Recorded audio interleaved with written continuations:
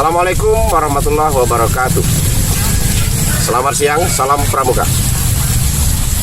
Yang terhormat Ketua Majelis Bimbing Gugus Depan SMA 1 Banjarmargo, yang saya hormati Ketua Gugus Depan dan pembina-pembina yang ada di SMA Negeri 1 Banjarmargo, dan adik-adik peserta MPLS yang saya banggakan.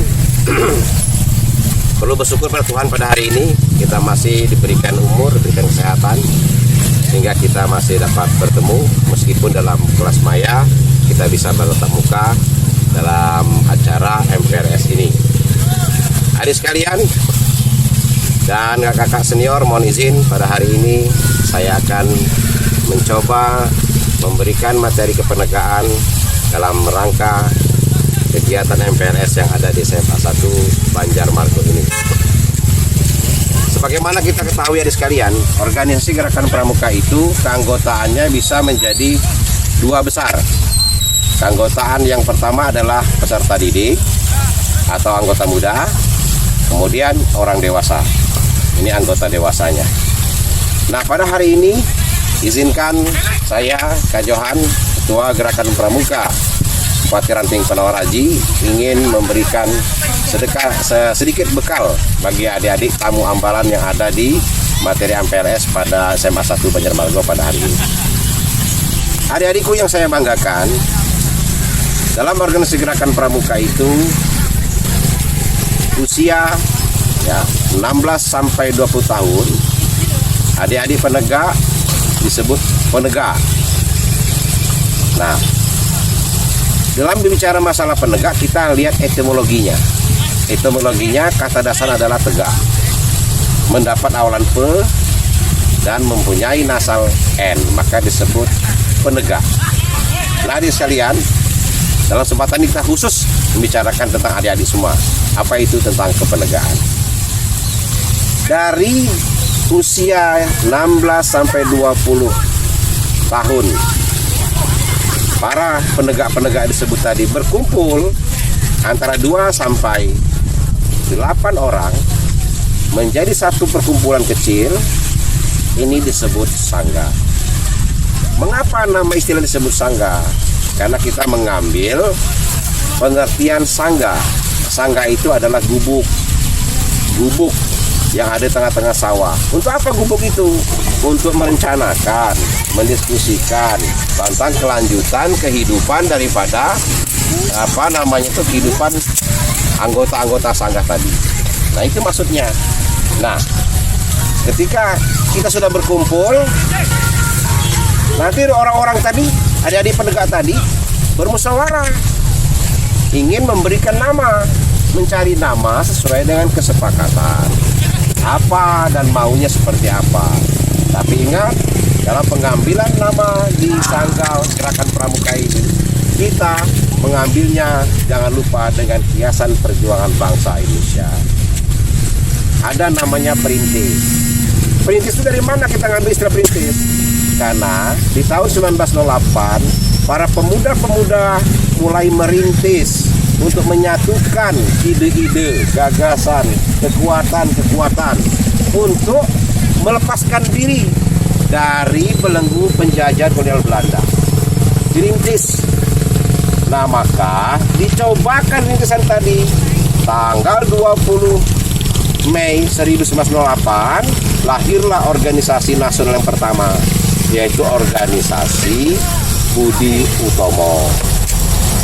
Dicoba, dicoba itu beberapa ide gagasan tadi, maka dicetuskan, ditegaskan lagi sejauh mana kekuatan tadi. Lahirlah Sumpah Pemuda 28 Oktober 1928, di mana seluruh kekuatan yang ada pemuda-pemudi bangsa kita ini membuat satu kesepakatan istimewa, satu tumpah darah, satu bangsa, satu bahasa, yaitu dalam rangka untuk mengikat persaudaraan dan persatuan yang kuat bangsa kita agar bisa lepas dari penjajahan kolonial Belanda ini. Menegakkan ide gagasan kehidupan berbangsa dan negara. Inilah tonggak awal, maka kita disebut penegak. Sampai sana paham sekalian? Semoga dapat dipahami. Nah, selanjutnya adik sekalian, pada hari ini kita akan sampai ke kepenegaan yang lebih dalam lagi.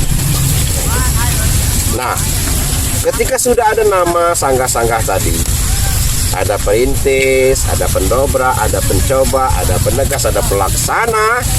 Nah, itu 4 paling banyak. 2 sampai 4 sangga bersatu menjadi satu, membuat perkumpulan perserikatan yang kuat. Dia diberi nama dalam urusan pramuka itu namanya ambalan. Ambalan diambilkan namanya berunding lagi nih. Dari sangga-sangga tadi berunding, mencari nama ambalan itu apa yang bagus. Nah, untuk mengambil namanya, kita sesuai dengan kiasan perjuangan bangsa kita. Ambalan Raden Ajeng Kartini untuk putri, nama-nama pahlawan, Cut Nyadin misalnya. Kalian putra misalnya, itu diambilkan Patimura misalnya, Raden Inten misalnya. Kemudian lagi mungkin Jenderal Sudirman namanya, silahkan diambil. Yang penting nama-nama pahlawan dulu yang kita tonjolkan di sini supaya apa? Jangan lepas sejarah perjuangan bangsa kita. Tapi tidak untuk kemungkinan. Ketika adik-adik mau mengembangkan di nama ambalannya, boleh ngambil nama dari perwayangan-pewayangan, negara-negara pewayangan Artasena dulu, yang gagahnya para Kurawa, para Pendawa itu boleh. Masih kurang puas lagi, cari nama lagi ambalan, cari yang nama senjata, yang ampuh Krishna dulu, boleh dong. Tapi yang diutamakan supaya jangan lupa perjuangan masa kita, utamakan nama pahlawan itu dulu. Oke adik sekalian, paham cara memberikan nama? Nah, setiap organisasi kecil sangga tadi dan ambalan tadi itu diberi organisasinya, diberi struktur, diberi kepengurusan agar mempermudah berunding secara terus-menerus untuk menyatukan tekad dalam rangka untuk memajukan kegiatan kita. Bagaimana caranya? Bentuk pengurusan. Sepakat bersama, 1 orang diberikan tugas sebagai pimpinan sangga. 1 orang lagi untuk wapinsanya, wakil pimpinan sangganya. Oke, nah ambalan juga demikian.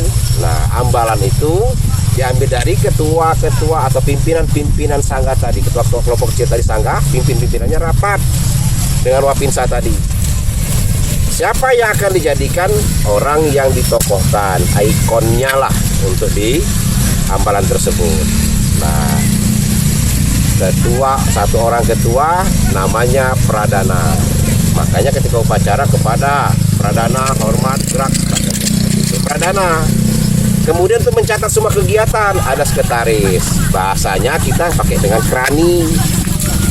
Nah, kemudian ada bendahara, ada pemangku adat, dan beberapa wapinsa dan pinsa menjadi anggota dalam organisasi ambalan itu. Organisasi ambalan tadi diberi nama, sebutannya Dewan Ambalan Penegak. Oke adik sekalian, itu caranya. Untuk apa Dewan Ambalan Penegak? Untuk menyusun apa yang harus dilakukan, latihannya rutinnya tanggal berapa, apa yang harus dilakukan kegiatannya, bakti masyarakatnya di mana. Karena penegak itu dari Anda, oleh Anda, untuk Anda. Ingat, pembina penegak hanya sebagai fasilitator dan motivator untuk menanggung-jawabi kegiatan penegaknya. Tetapi di depan tetap adalah penegak yang berjuang habis-habisan. Karena sudah ada pengembangan sayapnya. Seperti upacaranya, sudah nggak lagi bentuk letter U atau angka atau lingkaran persiaga, tidak, sudah bentuk sap. Pembina tidak pernah masuk dalam kegiatan upacara tersebut. Langsung Pradana mimpinnya. Kemudian pemimpinnya langsung ke kanan. Wapinsanya mewakili posisi daripada pinsa tadi, seperti upacara bentuk sap tadi. Itu maksudnya pengembangan sayap agar semua bisa mengembangkan dirinya, karena dia sudah mulai terbuka kepada masyarakatnya, siap mengabdikan di masyarakat. Adik sekalian, penegaknya 2. Kalau sekarang adik-adik masih tamu ambalan kalau belum dilantik. Nah, penegak itu ada 2. Kalau adik-adik nanti mampu menyelesaikan, mampu merampungkan SKU-nya, syarat cakapan umum, maka adik-adik tadi akan disepakati oleh pemangku adat dalam Dewan Kehormatan Ambalan, yang tadi anggotanya pinsa dan wapinsa, ditambah pembina.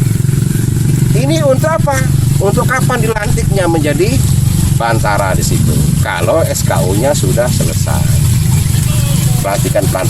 Juga Dewan Kehormatan Penegak tadi, Ambalan tadi, kalau seandainya perlu reward selainnya, SKK-nya selesai, syarat kecakapan khususnya diberikan tanda-tanda itu. Nah, itu adalah Dewan Kehormatan Penegak.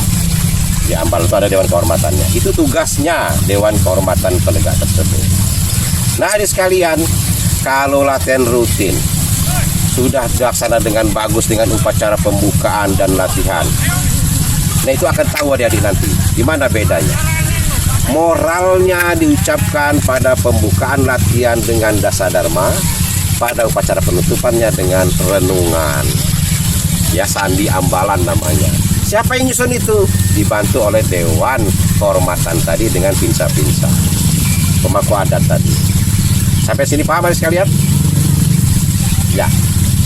Ini salah satu poin yang perlu saya sampaikan pada sekalian. Kalau sudah latihan rutin, nah ya kan, kita akan ketemu nanti di mana pertemuan besarnya. Oh, Raimuna itu pertemuan besar penegak. Ada pertemuan lain, Wirakarya. Bisa juga latihan gabungan. Masih kurang puas, penegak boleh menyusun program, mendatangkan ahlinya. Siapa yang ahli kelas perlu, tukang jahit datangkan, atau mengunjungi tempat kita nyambung karet dan sebagainya. Silakan penegak-penegak untuk pengembangan dirinya. Ini cara kita di pramuka itu. Semua untuk mencakup kehidupan kita latih, karena kita penegak harus mempersiapkan diri dalam rangka untuk menjadi pemimpin dan sekaligus terjun di tengah masyarakatnya. Adik-adik sekalian, masih kurang puas kita, adik-adik, boleh masuk di forum lain. Apa forumnya? Masuk ke kesakaan.